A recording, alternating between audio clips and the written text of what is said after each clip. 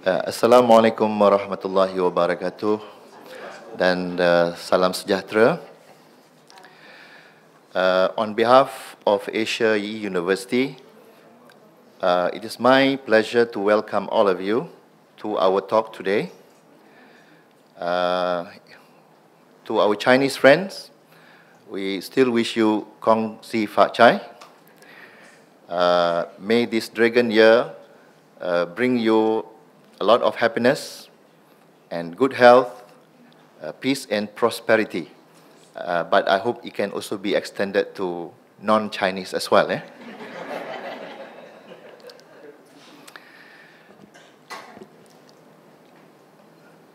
So today we are very fortunate. We have a visiting professor from London. He's a Malaysian, Professor Jonathan Liu.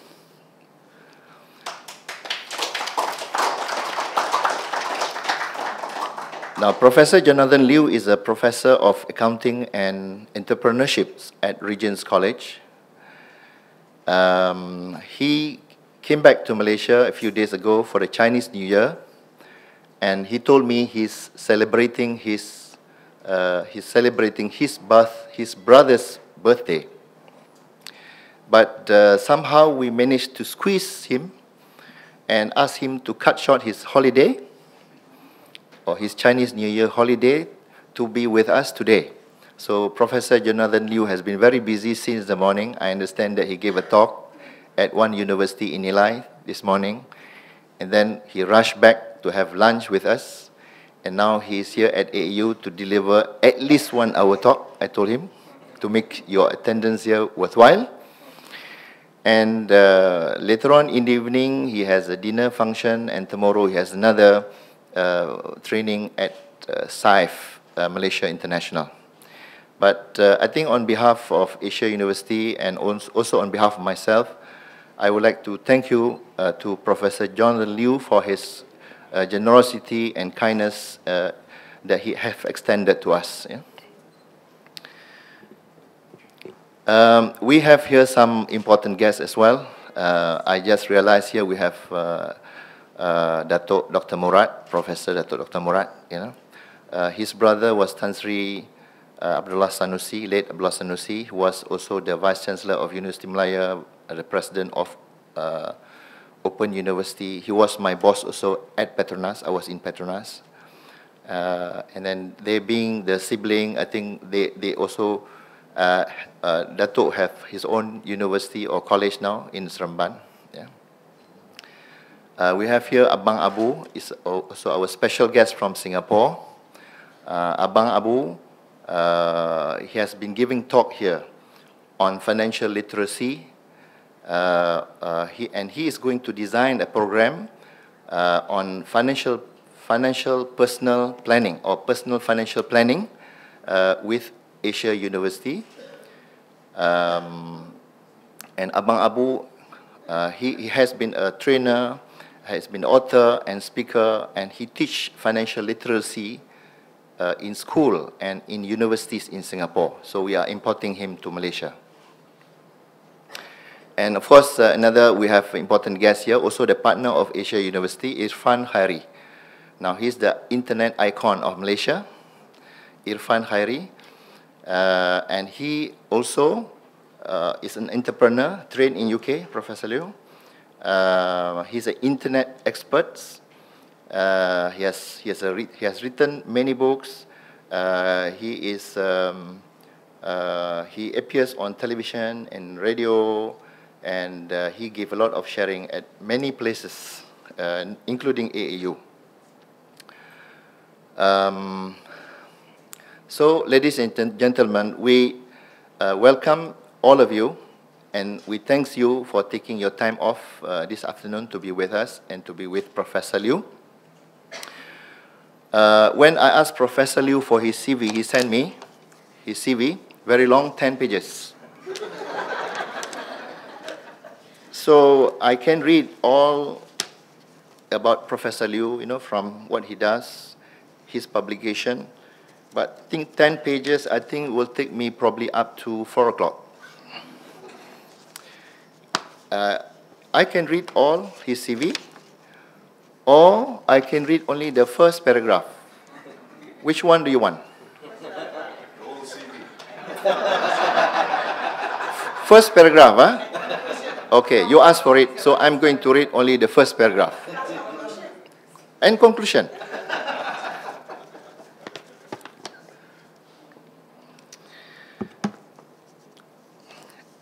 Jonathan Liu joined Regent's College in 2008 as Regent's College International Visiting Professor in Global Business Management, where he teaches and enriches researchers in entrepreneurship and venture management. Jonathan commenced his academic career as lecturer at Aston University, UK, and moved to Middlesex University as senior lecturer in accounting and finance. After a decade at Middlesex University, he became their professor of Chinese management and research in performance management and managerial development. Then he joined Newport University in 2006 and was the Associate Dean for Research and Enterprise. Jonathan was also Academic Director of London College of Advanced Management, where he led a team of academic professionals in the delivery of professional courses. Jonathan supervises PhD students at London School of Commerce in the area of finance and business management. He is a faculty member of Global Marketing Network and a member of its membership committee. That's the first paragraph. Okay, I've done my job, Professor Liu. Okay, before I call Professor Liu to talk, maybe for the next 1 hour, let me tell you about our program today. Professor Liu is going to talk to you for the next 1 hour, and then we can open the floor for question and answer, maybe for 10-15 minutes or so, yeah? But Professor Liu has another engagement also, so I have to take him out immediately after his talk. But I hope you will remain, because around 5:30 we'll serve you coffee or tea in the first floor. But in the meantime, just to compensate your time today and for you to stay back, to listen to Abang Abu. Abang Abu, he's a trainer and speaker from Singapore. He will talk about financial literacy. Yeah, and I think he wants to tell us, why it is important for everyone. Maybe it is too late for me already. Why it is important for everyone to achieve financial independence early in your life. Yeah. So I blame Abang Abu because I met him very late stage of my life. So after Abang Abu, I think I give Abang Abu only 15 minutes to talk. Yeah, Abang Abu, 15 minutes only for you to talk.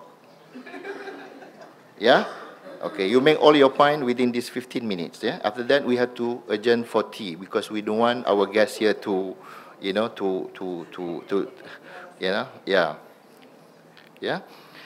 Okay. We also welcome some guests from Singapore today. Thank you for coming to AU. I think that's all. Yeah. Any questions pertaining to the order of the day today? Everyone happy? Yeah. So can I call now Professor Liu to give his talk about entrepreneurship at time of austerity?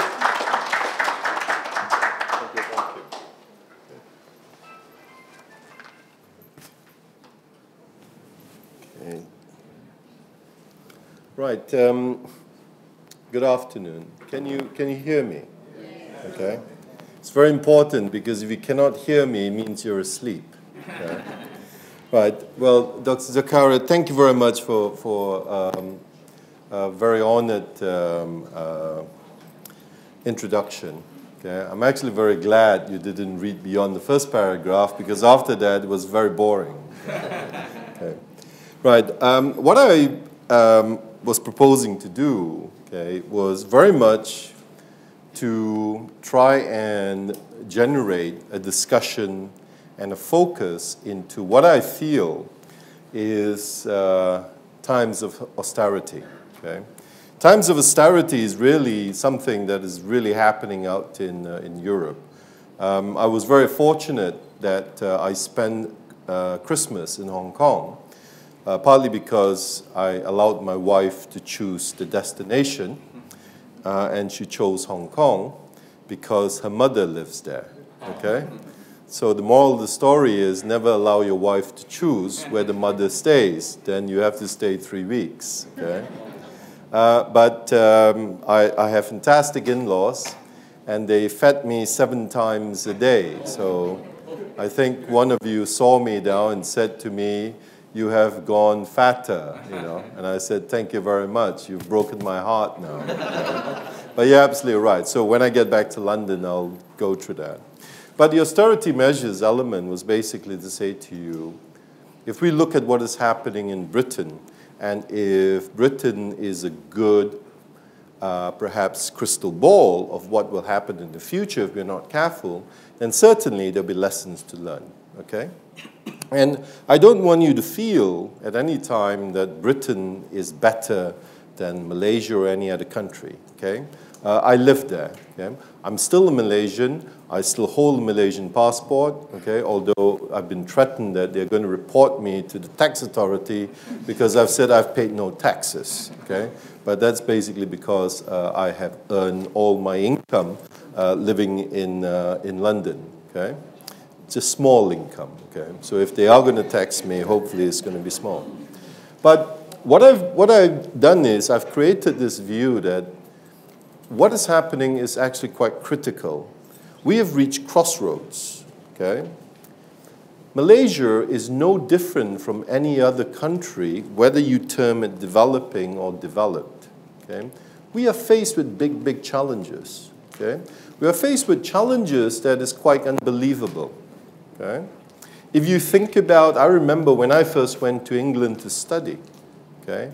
To call home was torture. Okay? I had to stand in the cold in a telephone box, okay, with a bag full of 50p coins, because that was the biggest coin, starting to feed the telephone machine just to greet Happy New Year, Merry Christmas, or Dad, send more money. Okay? But today, we don't have that. Today is not even mobile phone. Today is, that's Skype, okay? But if you are not as good looking as me, Skype is a big problem as well, okay? But the point I'm making is there are big challenges. So what I would like to do in the next hour or so is to try and explore with you, okay? What I've done is, I'm not going to use all the slides, so don't panic, okay? I've got 97 slides loaded up, broken into 6 sections. And the reason they are in 6 sections is basically because when I was asked to do a talk, I'm doing a talk today, and I'm doing a talk tomorrow, okay? Today, I'm talking to people like your good self, and my understanding is you are practitioners, you are experienced, okay, and your needs could be quite different. Okay, so in a moment, I'm going to ask you what your needs are and what your expectations are. Okay? But I'm also going to do a similar talk tomorrow with a much younger crowd. Okay? And of course, they will not be as beautiful as you are. Okay? So don't worry. And in doing that, I decided that there would be 2 focuses. What I'll focus today is really on the processes and some of the experiences that some of the evidence that research has found, and in particular, the mindset of, inverted commas, entrepreneurs. Okay? Tomorrow's talk with a much younger crowd would really be very much focused on the structures, okay, and the network systems that can be used. But what I decided to do was not to create, okay, 2 totally different sets of slides. Also partly because I try and minimize risks, and you would understand risks, it's a financial issue, okay? So what I've done is I have set up my stall, 6 sections, and all the slides are there. The slides will be available to you. If you are desperate for a copy and you don't want to wait for it, then let me know or give me your business card. I'll email it out to you, okay? I think the technology works here, so we'll try that later, okay? The 6 sections are quite simple. It starts off with researching entrepreneurship, okay? It's just to give you a flavor of what is happening elsewhere, okay? The other 5 sections, I can't remember the names, okay? And I'm being honest with you, okay? Purely because when I structured it, what I wanted to do was talk about the research evidence that's there, talk about, so what do entrepreneurs do? Why are they different? Do we really need them? Okay? Then the third section is very much on, so what do governments do? Is government intervention critical? Or should we say to the government, the best thing you can do for entrepreneurs is just leave them alone and don't tax them? Yeah? So all the wannabe entrepreneurs here, you owe me 10%, okay? If the government buys my line. Then the 4th and 5th section is very much, okay? Sorry, the 5th and 6th sections is very much focused about what do entrepreneurs do, okay? We talk about networking. Do we really understand how entrepreneurs network, okay? And should we actually be doing it ourselves? Okay? And more importantly, okay, there is also a section on what I've called ethics and social responsibility. I was talking to Dr. Zakaria to say to him that, I'm a simple person, okay? I know, God willing, I don't die too quickly, okay? But there's one guarantee I can tell all of you. You will die one day, okay? And you may think, Choi Gode, it's Chinese New Year. Why do you say that? Purely because that's a fact of life, okay? But the important thing is not about that day. The important thing is about, do we have the social responsibility to create the environments, okay, that our children's children will inherit, okay? And I hope that the entrepreneurs that you will become will understand that and actually become the philanthropists that will actually perhaps create, okay, institutions of higher learning than ever before, okay? Now, I'm going to pick a variety of slides, okay, as I talk, and I'm going to move around and I'm going to leave the slides as they are. What I would like to do before I do that is actually to also say to you is I tend to do a very interactive sort of lecture session, showmanship display, okay? I tend to walk around as well, purely because it's to stop myself from falling asleep. Okay, you think you have a problem. I have one worse. You fall asleep, nobody knows. I fall asleep, everybody knows. Okay? So I will go around and I will ask you questions if I have to, especially if you're sleeping. Okay? But I would like to start off by basically asking you what your expectations are. Is there something that you really would like to know? Okay? Or are you happy to go with the flow? Okay? And don't treat it as a trick question. Okay? You are actually helping me because I need to gauge the audience. I need to gauge what is it you actually want to know. If there is anything in particular. If not, then I'll just go with the flow and you can stop me at any time. Okay? Yeah. So 30 seconds to decide. Is there anything in particular about entrepreneurship and entrepreneurs that you want to know? Yep. I'm a teacher. Uh-huh. And one of our new syllabus in our Okay? Year 1 students and Year 2 students. This is our new syllabus. Right. Year 1, Year 2 in university? Or No, Year 1, Year 2 in primary. in primary school? Okay.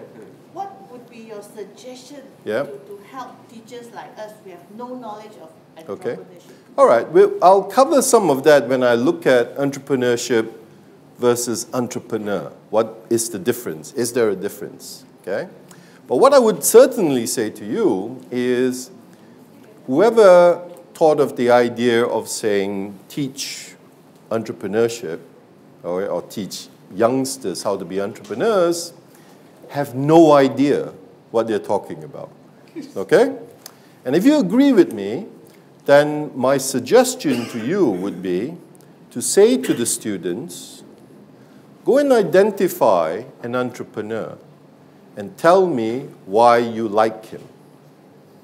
Okay? Because the key in entrepreneurship and entrepreneurs is what they do.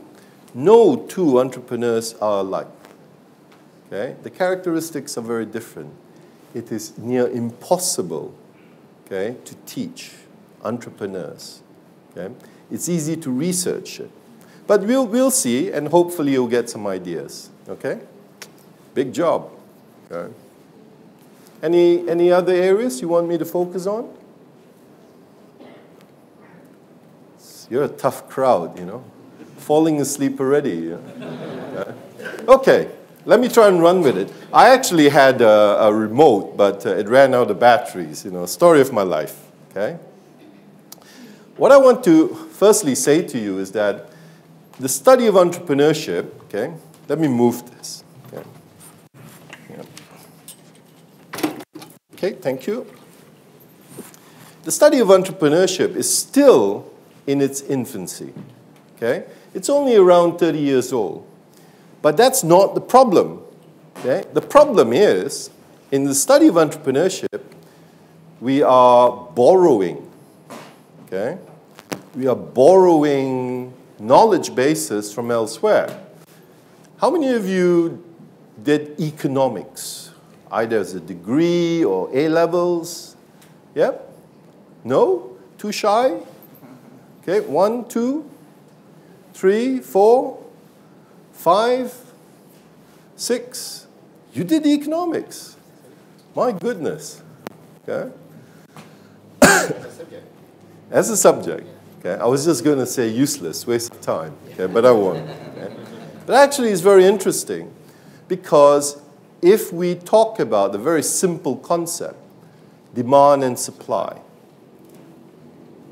demand and supply indicates that if you increase price, demand will fall. Okay?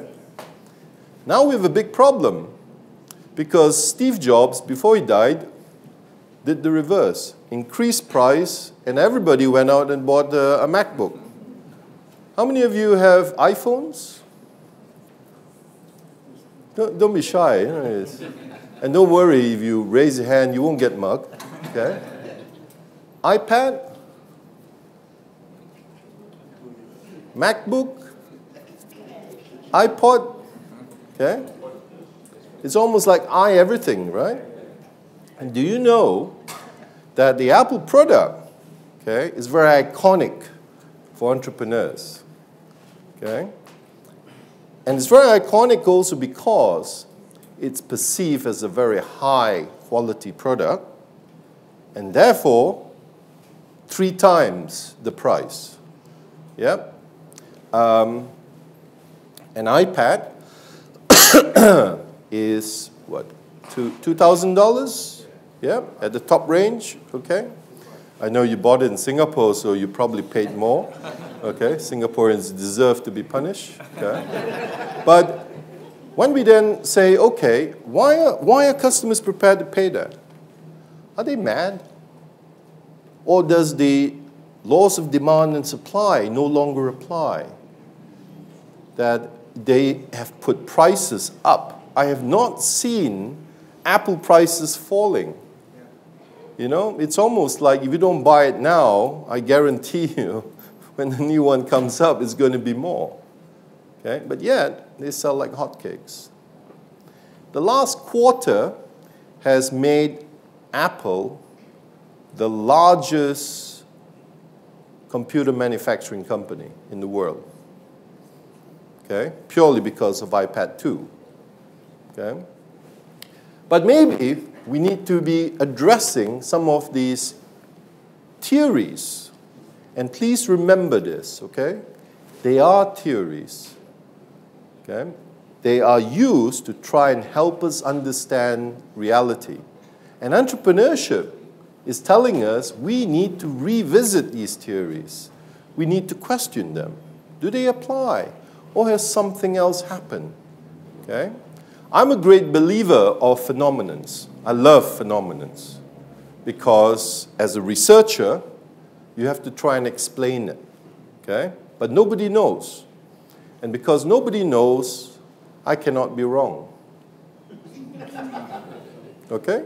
Simple philosophy. You know, as an academic professional, I also have big problems when people tell me, I'm sorry, Professor Liu, you're wrong. Okay? I don't mind if it's a tax man telling me, I just pay more tax. Okay? But research methodologies are also being tested. Okay? Some of you are thinking about doing a PhD. Okay? Good, excellent. You are definitely mad, crazy. Okay? Not stupid, but just mad. That's good. Okay? Because it's really this set, okay, of paradigms that you will need to use.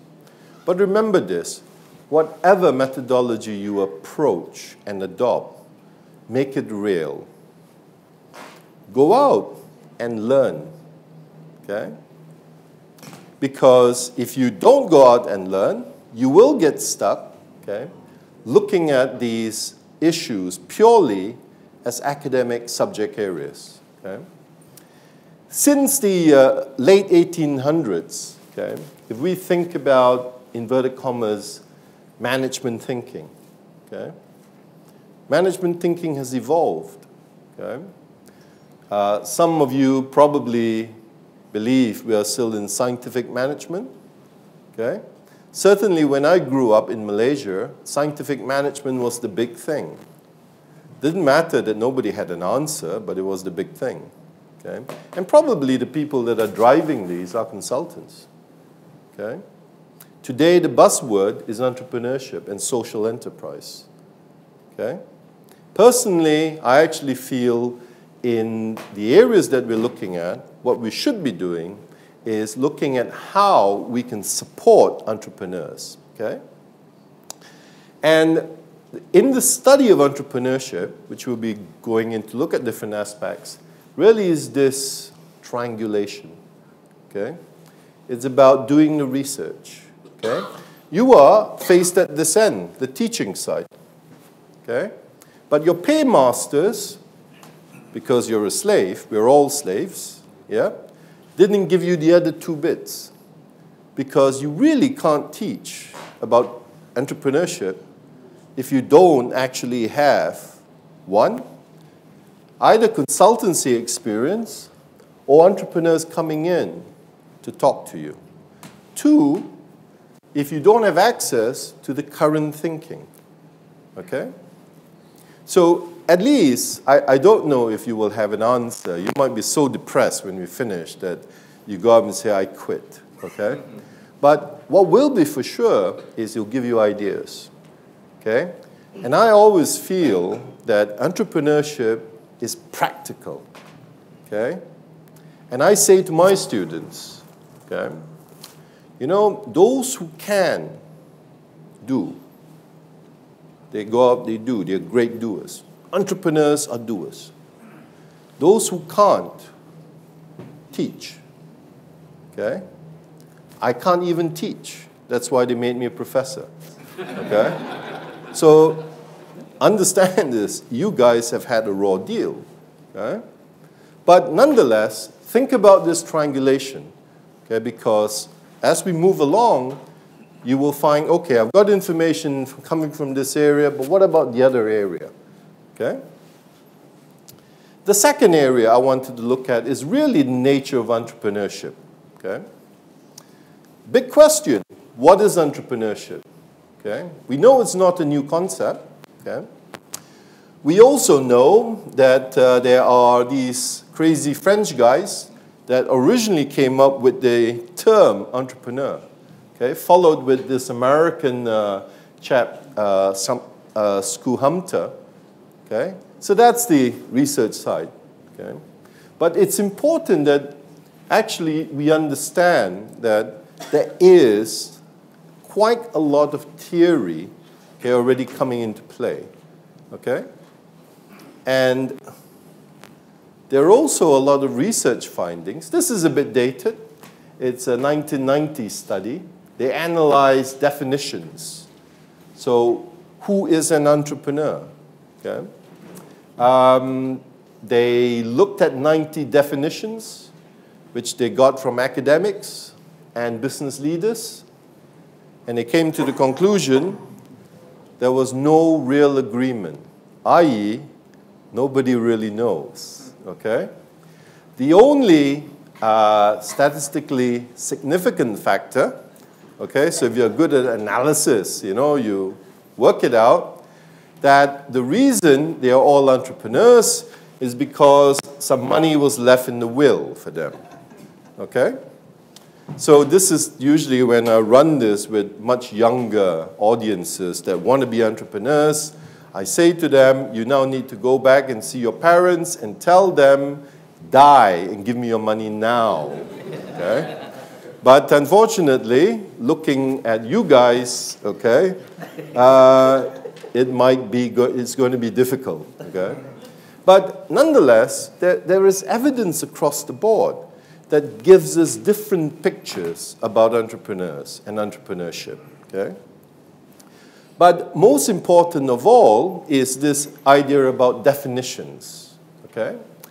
And I'm saying that there is a difference between entrepreneur and entrepreneurship. Okay? So let's start with just entrepreneurship. Okay?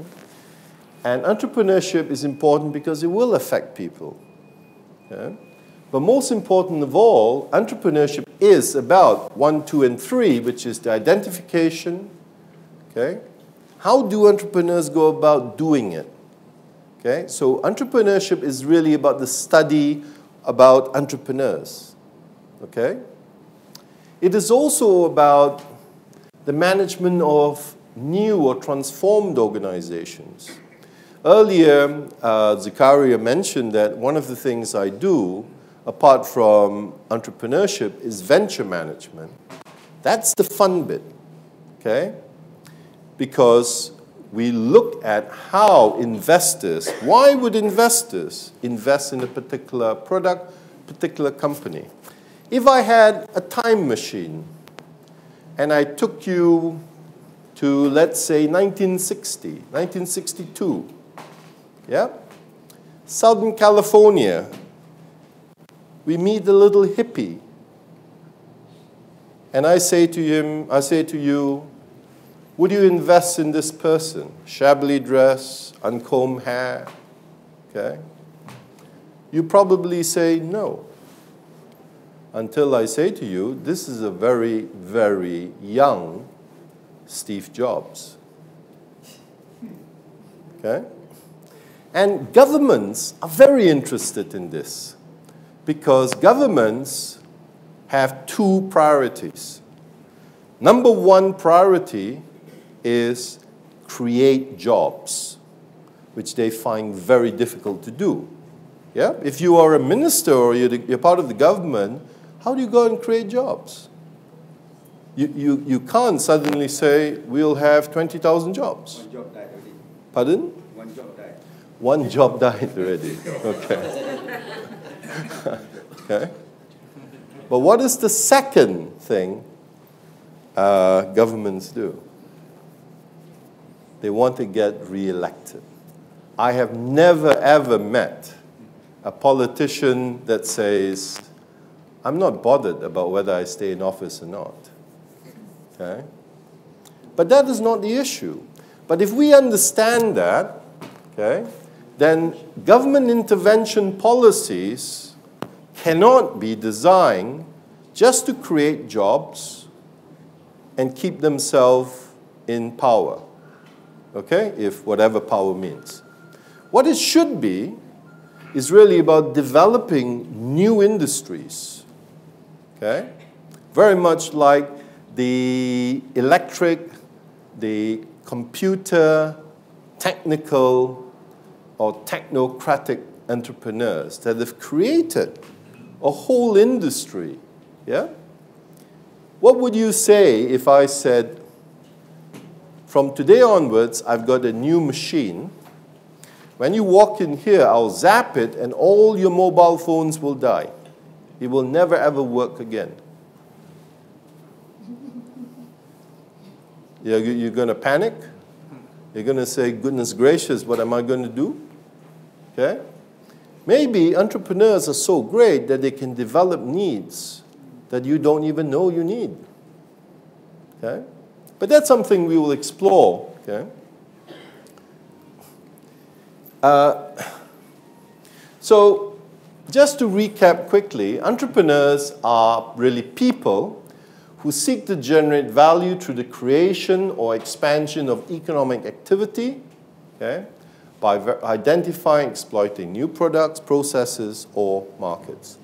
So the study of entrepreneurs is really about that element, whereas entrepreneurship is really about the phenomenon associated with what I would call an entrepreneurial activity, okay, which is the enterprising human action in pursuit of a generation of value. Okay?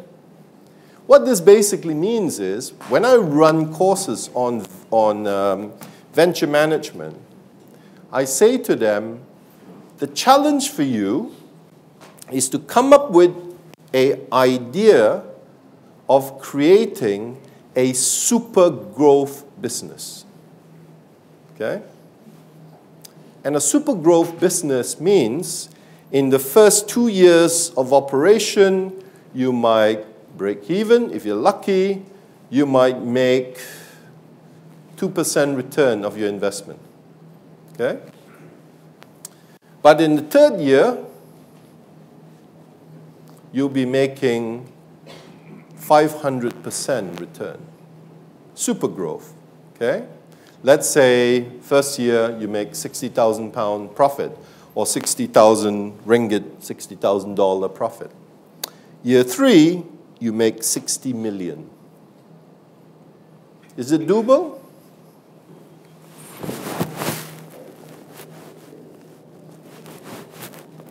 Would you like to know how to do it? Okay? You greedy buggers. Okay? But that's the challenge, isn't it? The challenge is the dream. Okay? And these dreams are the same dreams, okay, as the entrepreneurs that we know, the Bill Gates, okay, the Mark Zuckerbergs, okay, but they weren't financially motivated, okay.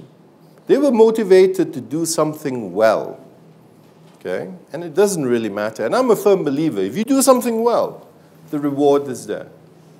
And if the reward is not there, you had a jolly good time anyway, okay. You agree? Okay? You can leave me all your credit cards when you leave. Okay? But that's the view I'm taking. Okay?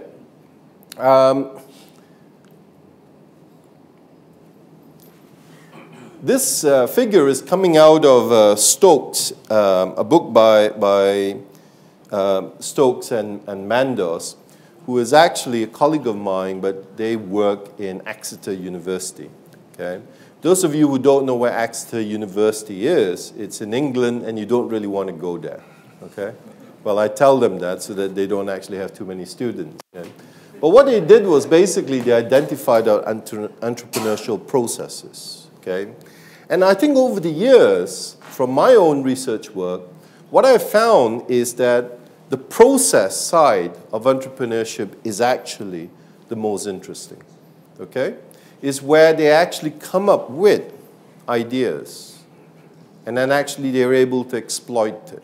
Okay? And that's something that actually is worth looking at. Okay? There is also, perhaps now, a very clear trend in the nature of entrepreneurship, okay, where we look at this element where it is creativity-based. Yeah? Let's look at a very simple Malaysian example. When I was a child and I had to walk to school, okay, I used to pass what was called a mama stall. Okay, I don't know whether we still have the mama stalls. Okay, do we? Yeah? Yeah, or the corner shops. Yeah, where you are getting very high quality teh tarik. Okay, for I don't know, it was 2 cents, 3 cents then. A lot of money then. Okay, today you pay what, $2? Is it? $20. Oh, 120. Goodness gracious! I thought I'd been away from Malaysia too long. Okay. But why have they not become entrepreneurial focused businesses? Why have they remained small? Okay? The answer is because of perhaps the ambitions of the people that ran these stalls. They perhaps weren't interested in bringing this fantastic coffee or tea to the whole world. Okay? So your first notion is entrepreneurs are a bit crazy. They want to share. This thing is so wonderful. I wanted to share it with everyone. Okay? But actually, these mama stores are surviving. Okay? So that's important also to recognize that, hang on, it may not be the multi-million businesses that we would like them to be, they are surviving. Okay? But if you then travel abroad, I don't know how many of you have been to the United Kingdom. Okay?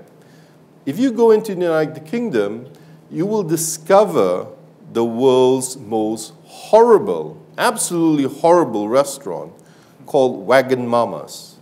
Okay? I don't know whether you've ever been to Wagon Mama's. Wagon Mama's is not Japanese because it's actually owned by a Malaysian. Okay? In fact, he created Wagon Mama's. Okay? It's Asian fusion. So you can have your char kway teow, except, okay, it's 5 times costly, okay, because we remember things through our stomachs, okay. But he's very, very successful because he has created a model, okay.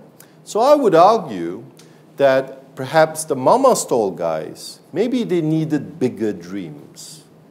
So the first thing you need to do with the kids is create that dream.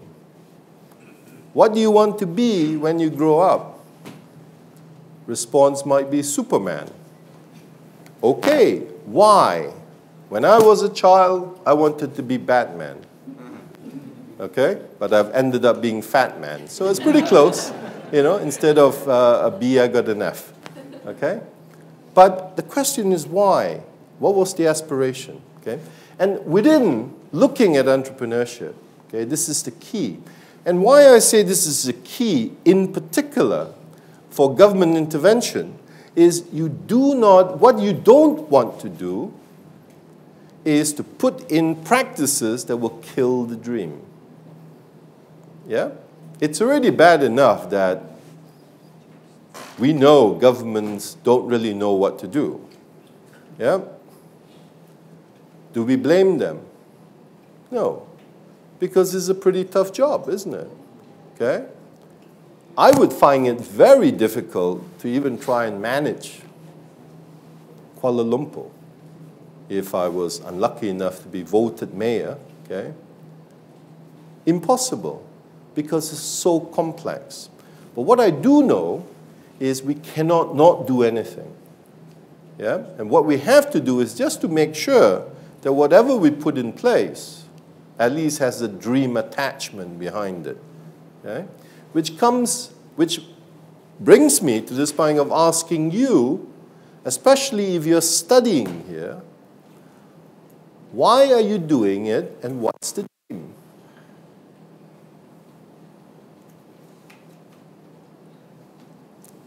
Anyone want to share? Why do the qualification? Why attend the classes? No, you guys are shy. I would suspect it's very simple. Because you have a great desire to learn. Yeah? That's why you're here. There's nothing wrong with it. Okay? Absolutely nothing wrong. Okay? But you have to have a passion. Right? You have to have a very, very strong passion because entrepreneurs have big passions. And their passions is driven off this element, okay, of being able to recognize the opportunity and exploit it. Okay? You're a fantastic example. You recognize that there is a need for people to learn about finance and come to terms with it. Yeah? And what's wrong with being rewarded, financially or otherwise?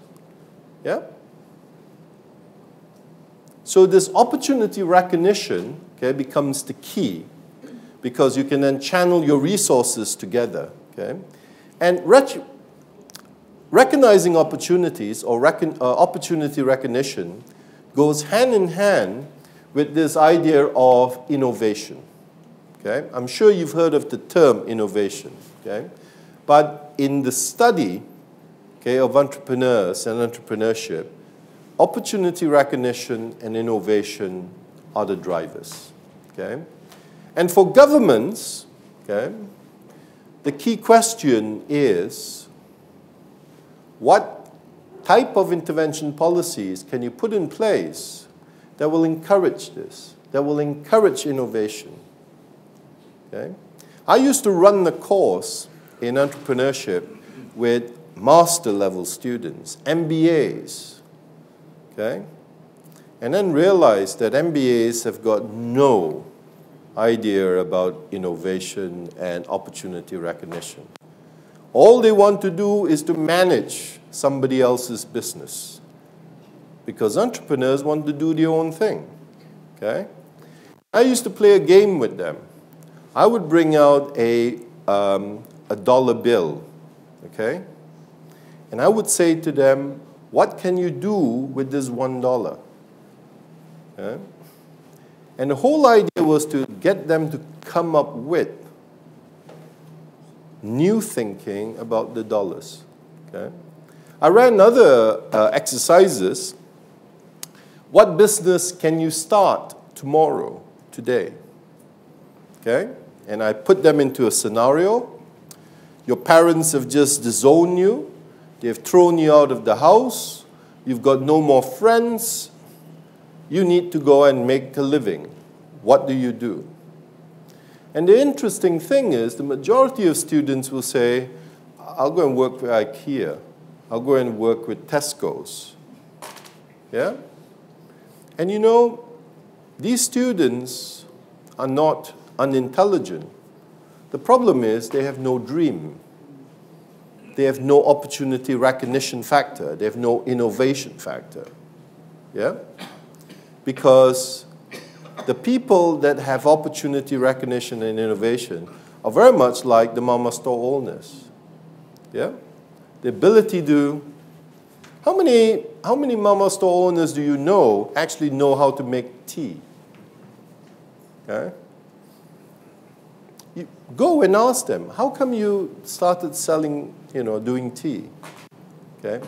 My wife hates going out with me because I always go and ask people, so how come you became a restaurateur? Right? I once met this very famous Taiwanese wine seller, millionaire, 10 times over.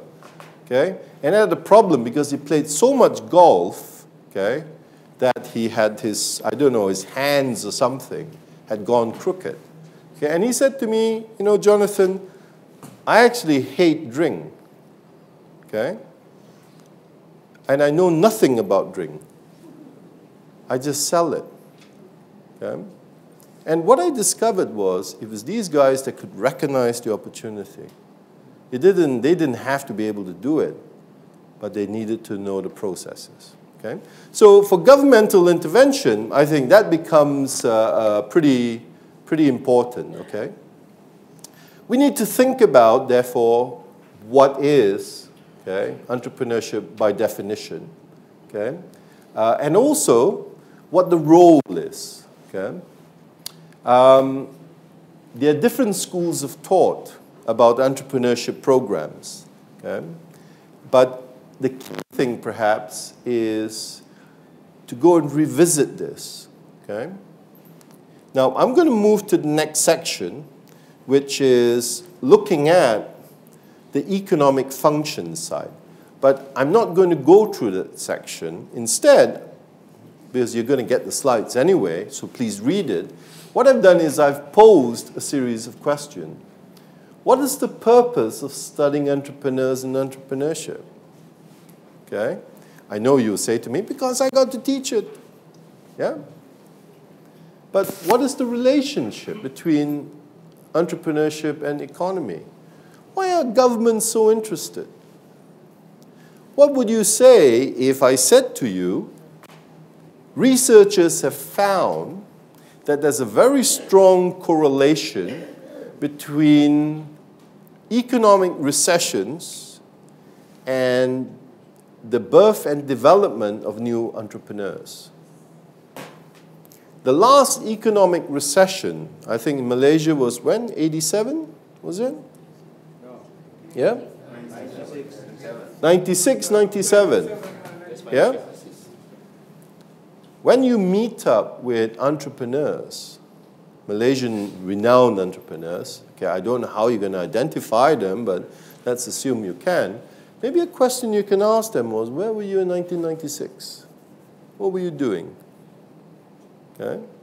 Because I actually feel that economic recessions are not a bad thing if you manage it properly. Okay? If it's mismanaged, then you would have chaos. Okay? But also, like, why is innovation important and what is its role? Okay?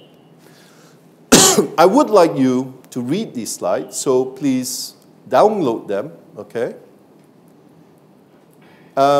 What that section also has is what is entrepreneurship in the US, okay, in Germany. Transitional economies here are fundamentally looking at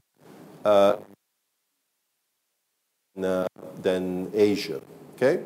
Because in Asia, we still have very, very little data, okay, about how entrepreneurs are developing, okay?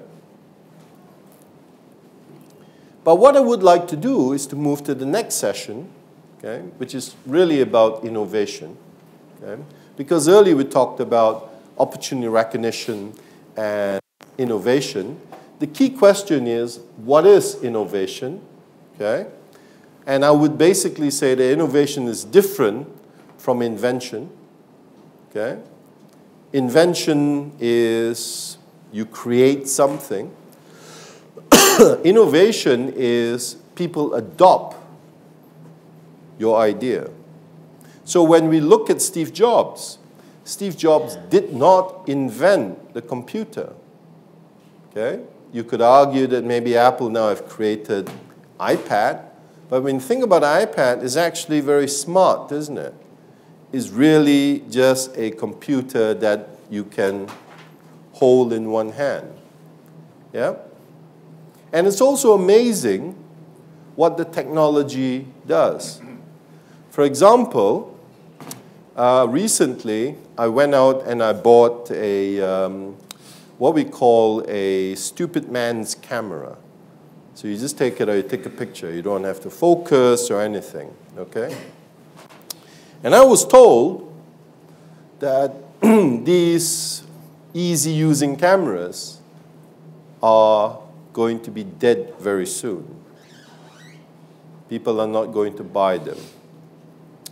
The reason is the mobile phones have now come up with much higher resolution capability.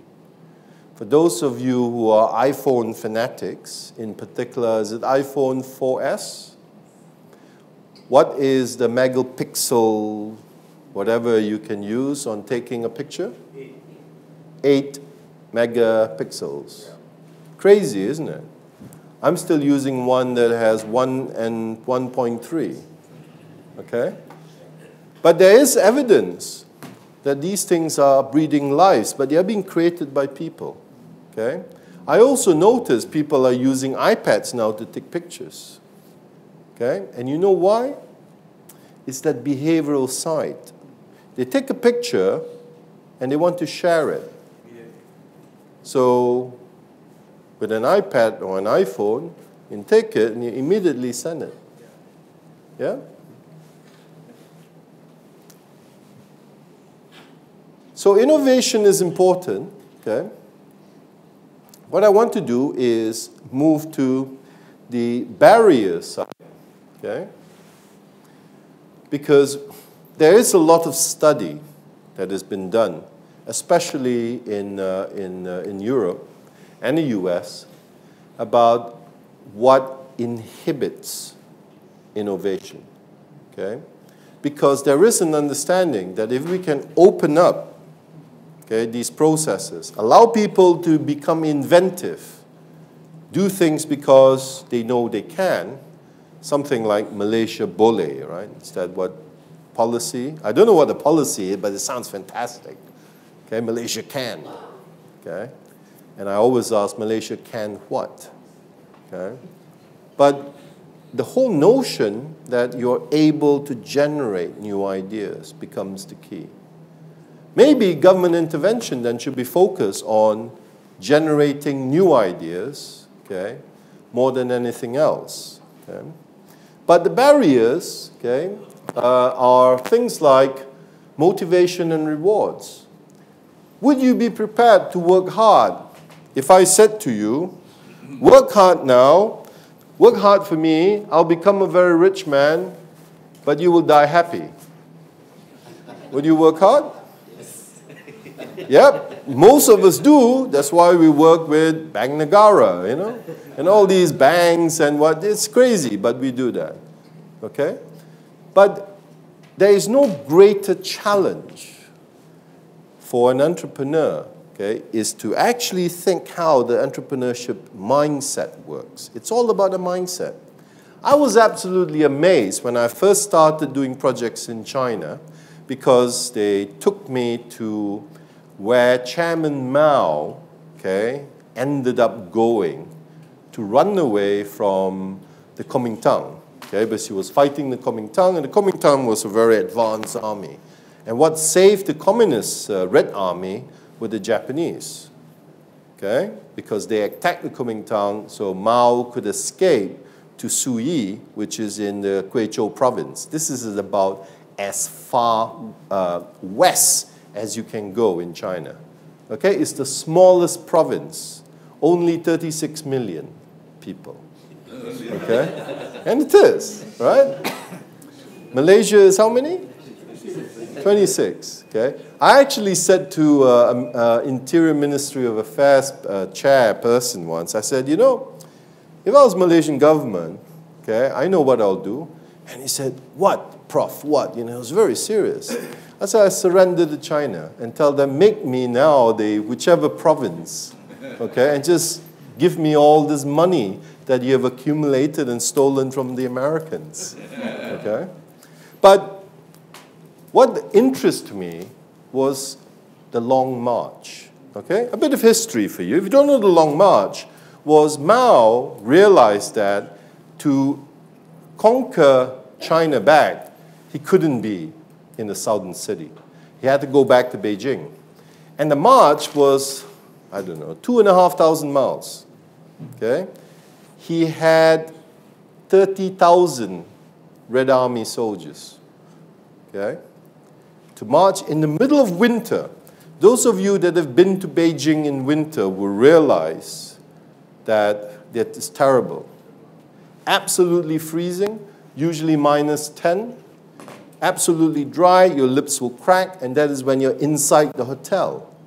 Okay, outside is terrible. Okay, and he had the long march with 30,000 Red Army. By the time he got to Beijing, do you know how many people he had left? 20. Yeah, you're about right, less than half. Okay, about 13,000, 14,000 made it. And what was of great interest to me is, what did Mao say to these guys that motivated them to walk 2,500 miles for a belief? Okay? Then the belief was communism works, but we know it doesn't, right? Okay, because Deng Xiaoping realized that, so he quickly said, no, we now have socialism, okay? And it's worse. It's actually pure capitalism. If you look at what is happening in China, it's pure capitalism, okay? But don't tell the Chinese said that. You'll have to edit that bit out of the movie, you know, okay? But the point I'm making is, what really inspired me was what did he say to people that was so capturing that at least half his army were prepared to die for this belief. That, to me, is the key entrepreneurs have. That they can get people to work for them with the promise that you do well, you get paid later. Okay? And I like that idea you had, but I need to be paid now. Okay? But this is the challenge, the passion. Okay? How did he actually achieve it? I don't know. What I do know is that it might be a fantastic sign of leadership. Okay? So there are these barriers. Okay? Let's move on very quickly to ethics and social responsibility. Okay? That I can't talk about entrepreneurship development without squeezing this bit in. Okay? Because what I would hate is you guys end up being like Chinese entrepreneurs, okay? The type of Chinese entrepreneurs that I do not want you to be is you're able to produce eggs from nothing, okay? You don't need chicken, but you can have an egg, okay? And certainly, I hope you do not become the entrepreneur that can produce baby milk. Looks like milk. Tastes like milk. I don't know about taste. Certainly smells like milk, but is not milk. There's no sense, isn't it? Okay? So social responsibility and ethics becomes a key. Okay? I'm not going to talk about it long, but it's basically to say to you, how important is maintaining personal or cultural values in the pursuit of growth and development? Is it so important that you will do it at the expense of the next generation? Okay? And whose responsibility is it anyway? Is it the entrepreneurs? Is it government? Okay? We already blame the government for everything. Why not blame them about this as well? Some of you might be telling me. Okay? I doubt that. It's not about blame. It's really about, will we have an environment where the moral code becomes the code that we live in? Okay? You know, I do quite a lot of work with a colleague of mine, which I believe you have met, some of you, John Wilson, looking at religion, okay? And we found that there is no religion in the world that condones cheating, stealing, okay? No religion whatsoever. But yet, every crisis that we've had has been because of that. Greed. Okay? So, I would certainly hope that when you guys become the entrepreneurs that I think you will become, you remember the notion about ethics, okay? Then it's about social responsibility. Okay, some of my students say to me, Jonathan, it's because you're Chinese. You know, you believe you have to look after one generation before you and one generation after you. Okay? And I tell them, no, it's not because I'm Chinese. It's because that's the right thing to do. Okay? And the key is, social responsibility is about operating businesses in a way that exceeds ethical requirements. Okay? That is not just about legal. Okay? And it's not about just making money. Okay? And there are many interesting cases that is happening in Malaysia at the moment about suddenly social responsibility has gone out the window. Certainly in the US, that has also been happening. Okay? Large chemical companies. Okay? Social responsibility issues are not just Western issues. There are also issues here, okay, in Malaysia. Okay, but let's go on to the last section, okay, which is really about entrepreneurial networking. The one thing Malaysians are really, really good at, okay, really, really good at, is networking. Am I right? You guys know how to party. Yeah? You have connections, and you understand connections. Okay? But somehow, I think there is a problem. Okay? The problem, perhaps, is not just about understanding what is a network. Okay? But there is great reluctance in using the network for, okay, not personal gain alone, but because it's the right thing to do. Okay? I actually come from quite a well-established family. Okay?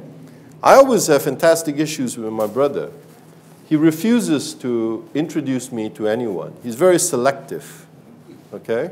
And I told him, I said, sure, I can understand it if you're talking about women and you don't want to share your women with me, okay, because you like my wife and you don't want her upset, okay? I said, but you don't share all your friends, especially those that can buy beer, okay? Sorry, don't get me wrong, I don't drink beer, okay? But this idea about networking is important because it helps you develop, okay, a much larger sustainable market. Okay? And there are a variety of networks. Okay? There are networks that are made up of individuals. There are networks that will bring entrepreneurs together. It's a bit like an entrepreneurship club. Yeah? I don't know if AEU has one. I would say go out and start one. And actually get the students to run it. Yeah? That's cost savings. And don't give them a secretary. Tell them they have to do it themselves. Okay? But the interesting thing is, you do not want the students to just mix with the other students. You want them to go beyond that. Okay? You want to bring in the real experts. You see, you can, that's why you do. I can't, that's why I teach. Okay? But more importantly, okay, is social networks. Okay?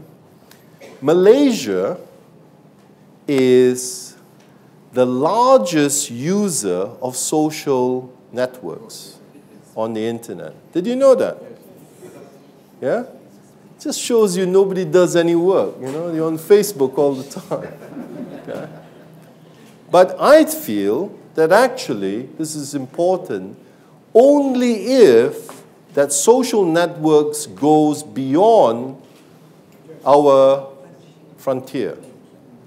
Because there's no point selling any more products to a local market. Okay? You want to extend it to a much larger market. Okay? And these are the type of social networks that you could use. Yeah? Technology is wonderful. it allows you to do quite a lot of things. Okay? I know some of you might come back and say, oh, Jonathan, there's not a social network. Okay, please don't. The idea here is that there are quite a range, okay, of social networks that are available. Okay?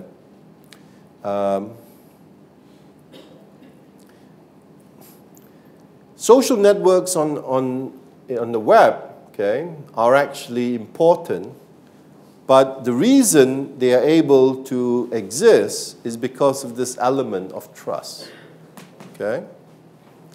Did you know that Malaysians or Malaysian business people actually understand trust greater than anyone else? Okay? So we lose a lot of money. Yes, absolutely. Okay?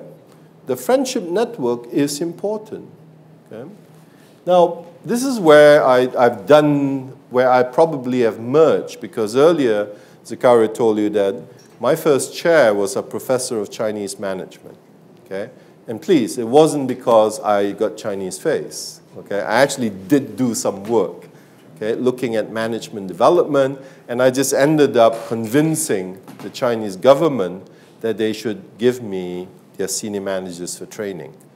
Okay? That was when I realized I could sell anything. Okay? But this element of trust was some of the things that I worked on when I started looking at Chinese networks, the Guangxi factor. Okay? And if you think about relationship networks, whether they are business or otherwise, okay, there is a relationship. For example, race and ethnicity, Chinese, okay? So I know relationship ideology is things like Guangxi, okay? Do you have the connections? Do you know how to reciprocate? You scratch my back, I scratch your back, okay? But the sinister side, okay, this is the other bit of me that perhaps is a bit crazy. I also want to know, so what is the counterbalance of the good bits that these races do? Triads. Yeah? When I was a kid and I grew up, I was terrified of K14. No idea what K14 is. But just being told that there's a Chinese gangster K14. These are my guys, you know, my people. Right? And I was absolutely petrified. Okay? To the point that I wanted to start K15. Yeah. Then the Japanese have kaiatsus. Yeah? But then they also have yakuzas. Okay? Then you have, well, my Italian students tell me I'm wrong. There is Bella Figura, okay, which is almost like a network. Okay? But they say, no such thing. I've come to a conclusion. The reason they say is no such thing is because they're all mafia. Okay? British, you have Old Boys Network. Yeah?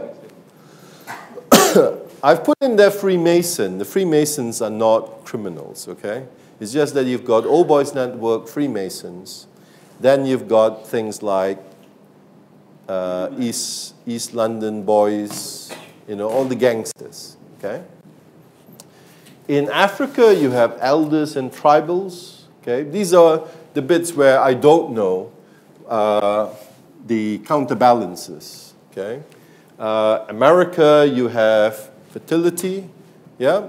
So if you join, I don't know, Boston University, apart from being a Boston Red Sox supporter, because you actually understand baseball, okay, there could be a counterbalance.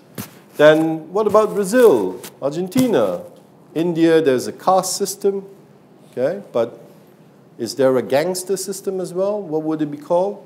Okay, what about Saudi? So the question marks one is actually to say to you, if you think you know, email me, okay? Because I don't know. But the slide also goes on to give you a bit about the bits that I've done, looking at the notion of Chinese Guangxi, connection and networks, okay? And I've ended up with this rather interesting diagram which I call the Chinese Commonwealth. Okay?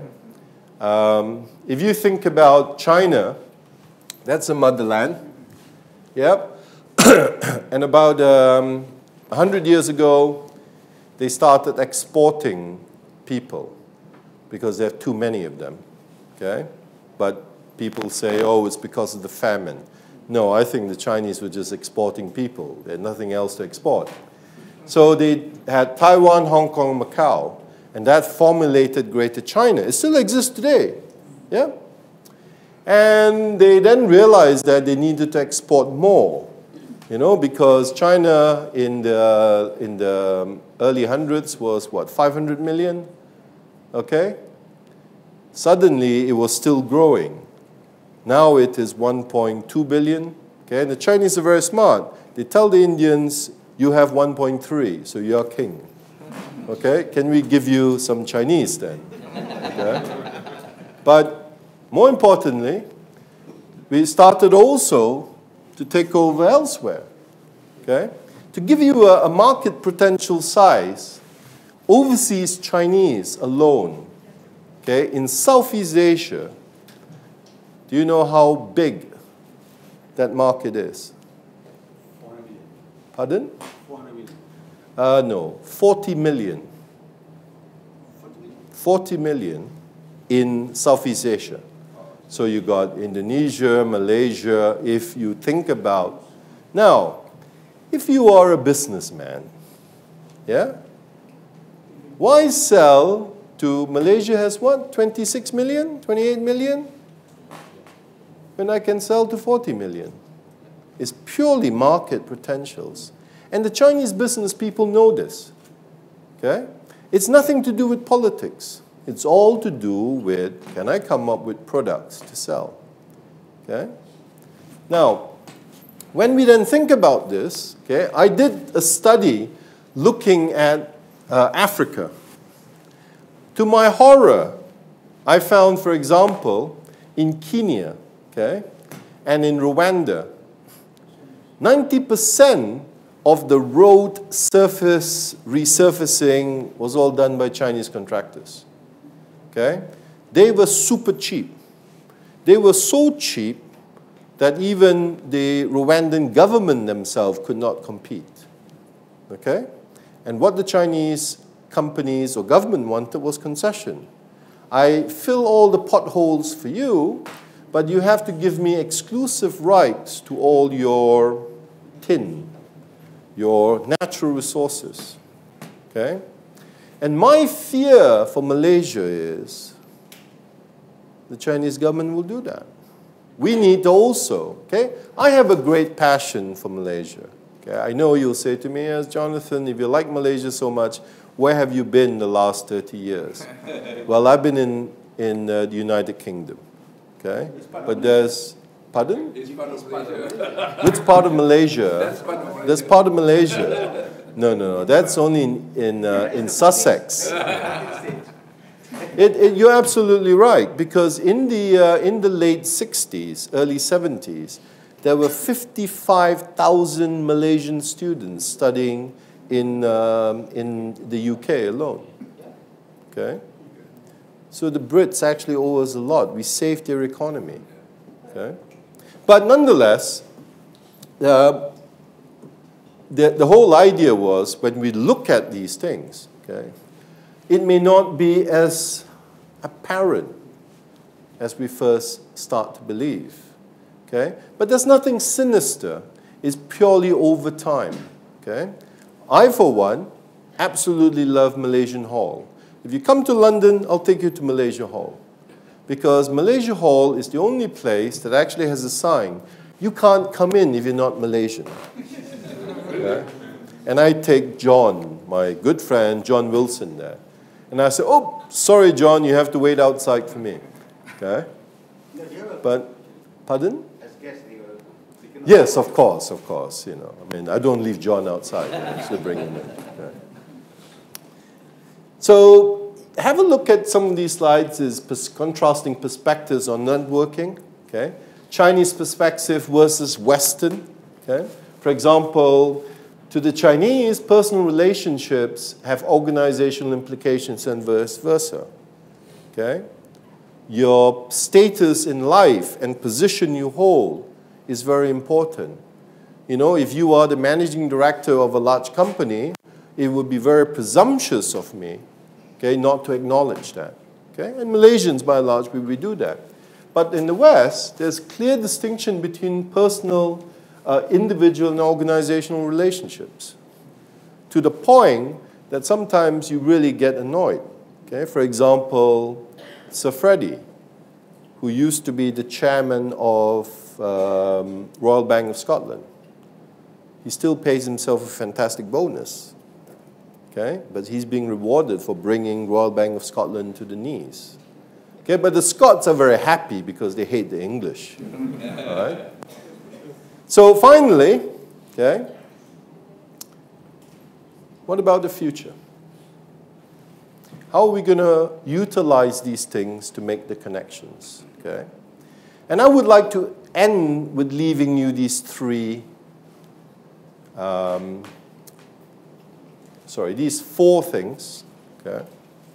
The first is, there is global economic turmoil.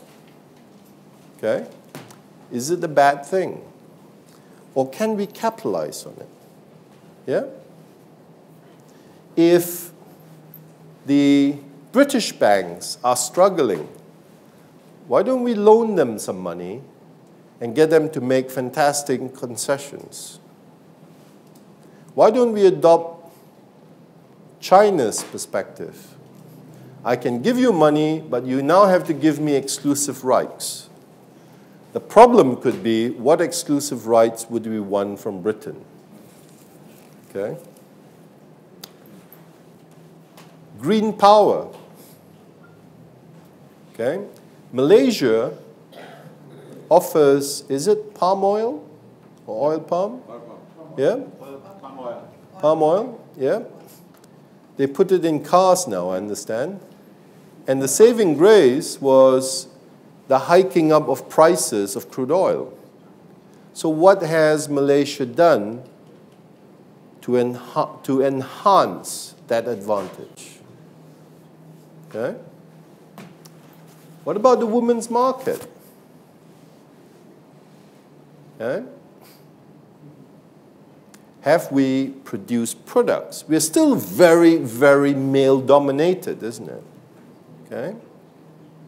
What about women entrepreneurs? Okay? I tell people a funny story. I say to them, you know, my mum would have been the world's best businesswoman if it wasn't my dad holding her back. Okay? Of course, my father hates me saying that. Okay? But she had fantastic networks. At the age of 17, I lost my arm. I had an automobile accident. Okay? I was young, foolish, and crazy. I ride motorbikes. I was indestructible. We call it Mat Rempit. Mat Rempit, is it? Okay. You are one. I was one. I was the original. Now, what I didn't realize was what happens if you don't die. Okay? And of course, now I'm just old and foolish. Okay? But through my mum's ability to network with immigration control and members of parliament and the political whatever she was involved with, I was given a visa to travel to China to seek medical treatment. And I lived in China for 4 months. Absolute torture. And then when I came back, CID held me for 6 days to interview me. We would like to have a chat, okay? Because they were afraid. And I said to them, I said, listen, if you catch anyone that has got communistic tendencies, send them to China for 4 months. I guarantee you they will give it all up, okay? But mind you, that was in the 70s. Today, you do it, they won't come back. Okay? But the women's market, products for women. Look at the iPad. How many products are actually for women? Handful. Yeah? And it's so easy, okay? Entrepreneurship is also about exploitation. You could go easily to 5 women and say, what sort of products would you like? Okay, on the iPad. Oh, by the way, I don't know how to program, so can you do it for me? If you do it for me, then I'll take it to Apple and I'll sell it. And I'll tell you what, we go 50-50, okay? Yep. And when you think about it, it's a no-brainer. So somebody else is going to do all the work and you're going to get 50%.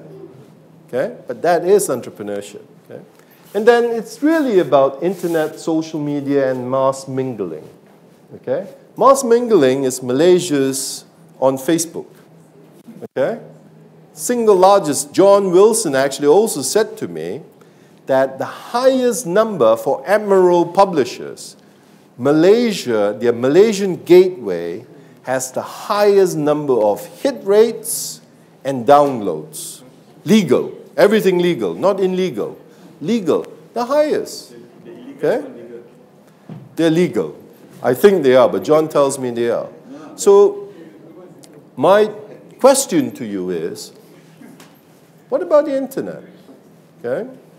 But please, don't forget, because earlier today, we were talking about also customer service. Okay? That seems to have been taken a back heel. Okay? I was in the Hilton Hotel, and I wanted them to get me a taxi to go to USIM. And they said, would you like the limousine or our normal taxi? Okay? And that is by the hotel. So I said, what is the difference? And he told me 100 ringgit. Okay? So I said, no. What is it? Better service? They say, oh, no, the limousine, you get big car lah. Okay? And I said, the normal one, okay, smaller car, but driver drive faster. Okay? So I said to them, can I have the third option? And they said, what is the third option? I said, the third option is I give you 10 ringgit, you walk down there and find me a local driver that knows Nilai. Okay? Because I do not wish to be lost in Nilai with a taxi driver from Kuala Lumpur that doesn't even know where Nilai is. Okay? So he actually went down and he got me a fantastic car driver. Okay? And I don't know whether he knows Nilai or not, but he has been there. Brand new car. Okay? I did the deal with him. He waited for me. Okay? Because I didn't want to be, the last time I went to Nilai, I almost couldn't get out. You know? Okay? But the challenge I have for you is, these are the 4 trends. Okay? Question is, what are you going to do to actually encapsulate these beliefs? Okay? And for that, I will stop talking, but happy to take questions.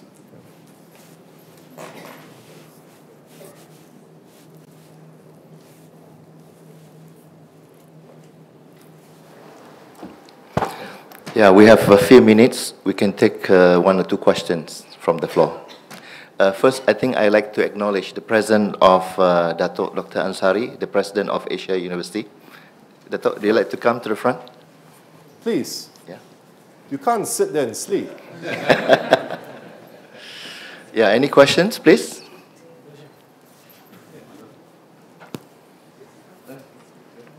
Yes. Prof, not a question, but just to impress upon you that I was listening from start to the end. Okay. So I just want to highlight 2 things. Number 1, I think you gave the definition of entrepreneurship. I agree with the first and the third, but okay. I'm a bit apprehensive on the middle part. Okay. Because the second one, the first one you said about opportunity, that's okay, fine with me. Yep.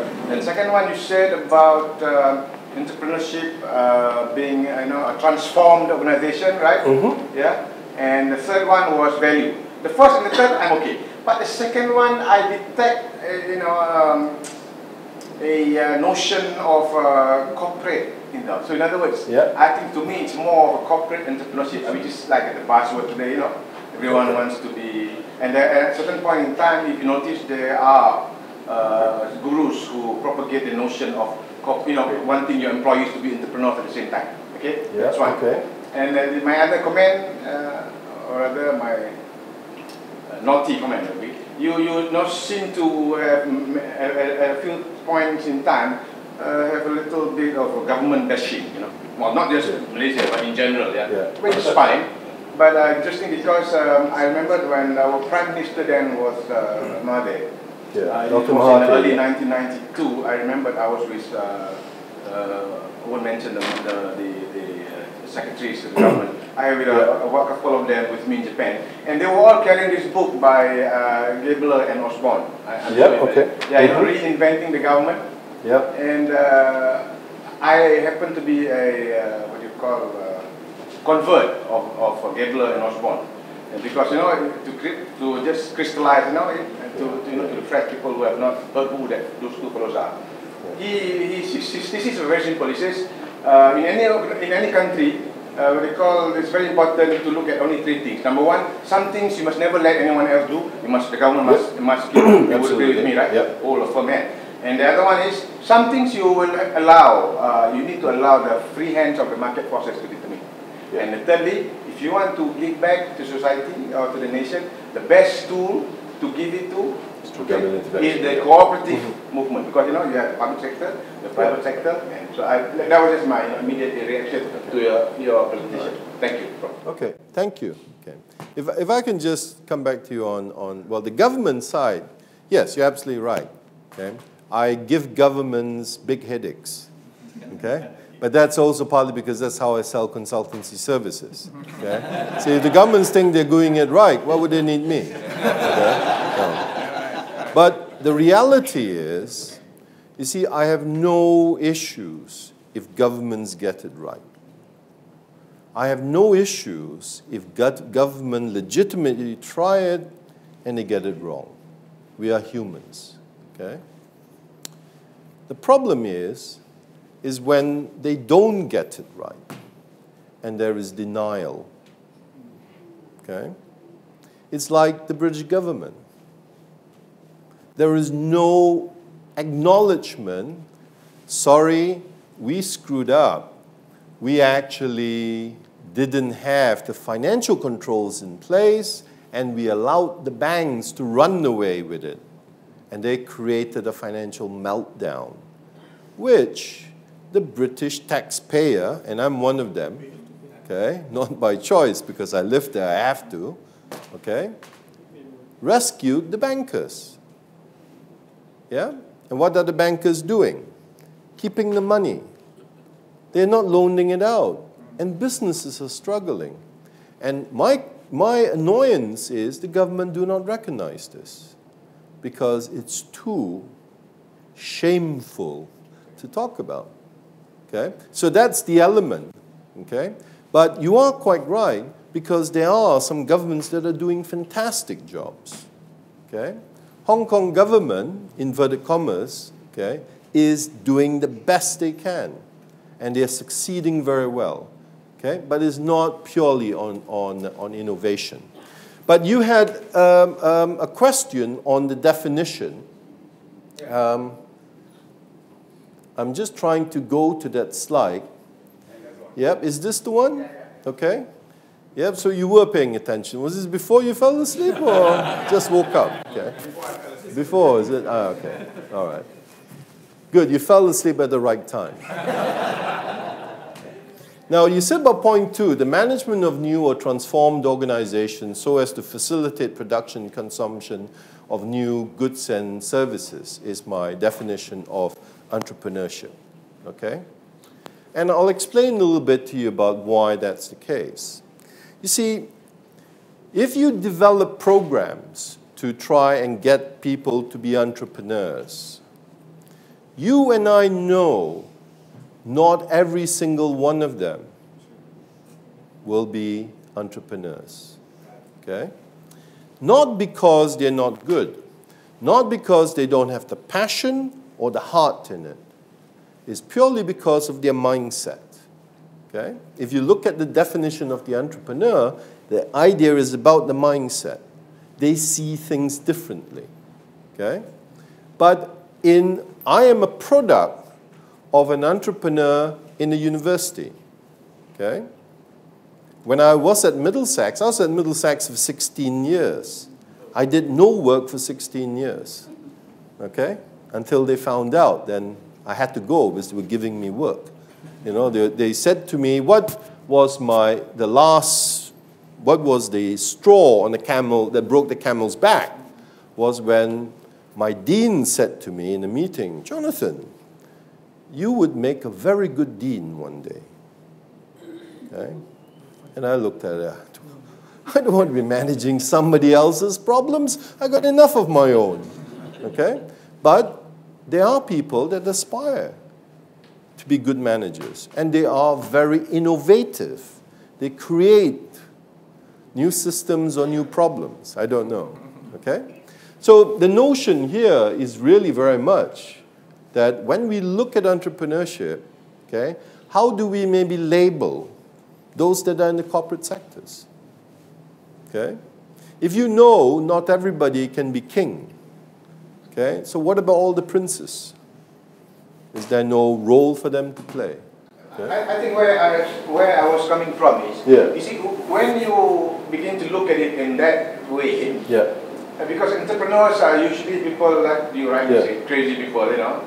They do things, you know. Allegedly, You yes. know, they just, everything is, I feel that something is going to happen tonight or tomorrow, you know, and go for it and make the money and forget about it, you know, and not worry about the people. Although theoretically you contribute to, you know, wealth and what they call job, you know, job creations, blah, blah, blah. But when it becomes a structured organization, and then, you know, the culture comes in, the bureaucracy comes, and then, you know, it becomes, and I don't know, the way I look at it, that's when entrepreneurship moved into something that initially you want to have the desired effect, but it becomes a dysfunctional consequence. I don't know.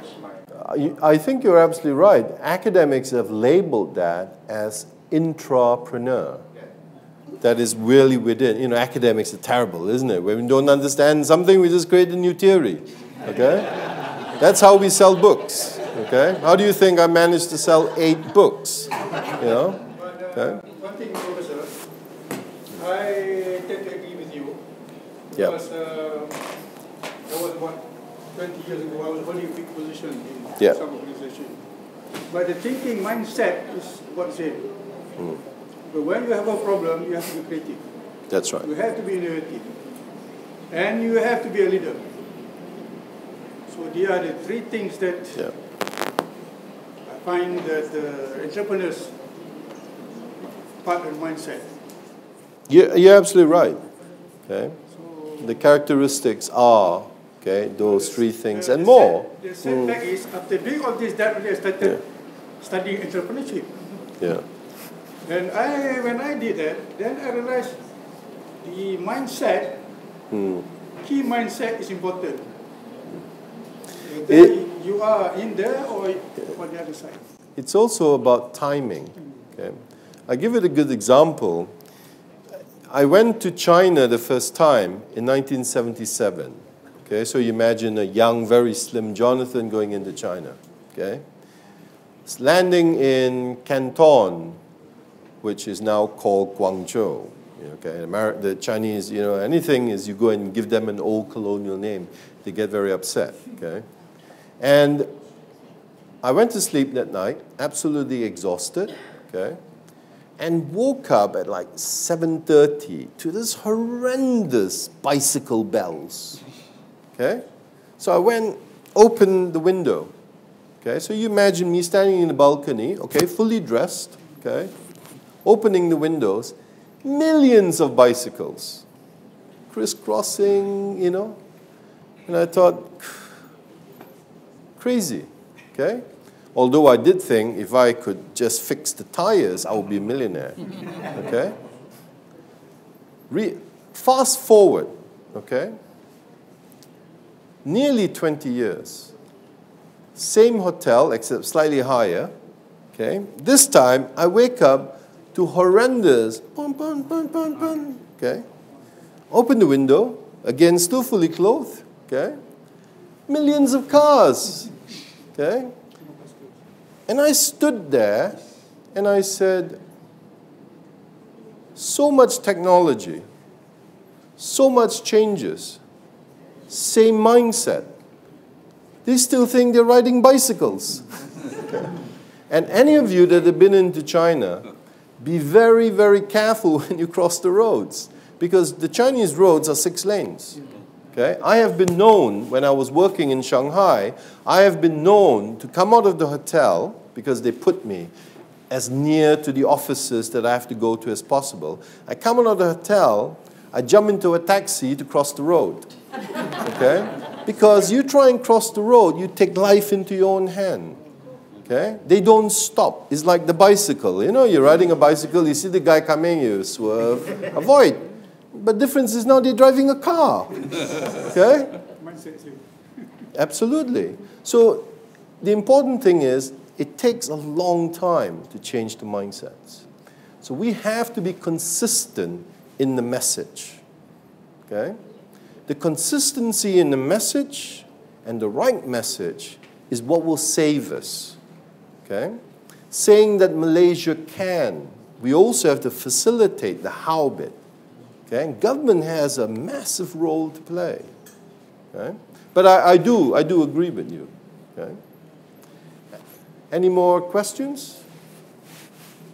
Okay. Well, if there's none, then thank you very much. One last question. Anybody? Just, Prof, I'm a bit confused between the word creativity and innovation. Okay. Now, and then there's an entrepreneurship in between there. Mm-hmm. Now, but I've done a little bit of research and found out that the word entrepreneurship is closer to innovation.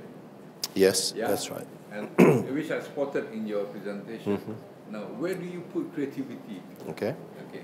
More to do with the mindset element, the can-do element. Okay.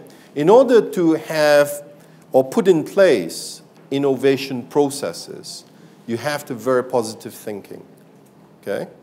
And creativity comes with that sort of mindset. Okay. It's very much like I think the Chinese have a saying, okay, and the reason I quote the Chinese is because I'm I am Chinese, and I've read a lot of this stuff when I was doing China, that there is an argument, they say, you are terrible as an argument. The dog is dead, and you still say it's alive. Okay? But the point that they are trying to create is, you are so creative that you can actually put that element too. Okay? The creativity element, for example, if you look at Malaysia, Malaysians, by and large, are actually very creative. Yeah? I'll give you fantastic examples. Where else can you go and buy soup noodles, okay? And the soup is boiling hot, and they put it into a plastic bag for you that does not break, tied together on a piece of raffia string that you know will have a life expectancy of, once you take home, you put it on the table, that's it, it's gone. Okay? How creative is that? Okay? I marvel at it. Okay, I grew up with that. But I look back at it now and think, my goodness, Malaysians are rather creative. Yes? The problem is the jump from creativity to innovation is a big jump. Okay? Because innovation requires you to have the processes in place. Okay? So why do you want to do one plastic bag when you can do 1 million plastic bags? Okay? And how do I go from 1 to 1 million? That super growth element. Okay? Are you not challenged to start a business? First year you make 60,000 ringgit. Yeah? Okay, 6,000 ringgit. Okay. Pittance. But by year 3, you're a millionaire. And do it legally, you know, not selling drugs, okay? Unless it's legal drugs. Okay? And that becomes that element of the creativity with the 6,000 than the jump to the 6 million, okay, or 60 million. The problem is we don't do that jump. Okay? So I hope that, you know, that I could be totally wrong, okay, but the challenge is there. Okay? And I actually think that Malaysia has all the natural resources. And we need to start thinking about processes that will allow us to protect ourselves. Okay? So, okay, Professor Jonathan Liu, thank you very much for you. a very enlightening talk. Thank you.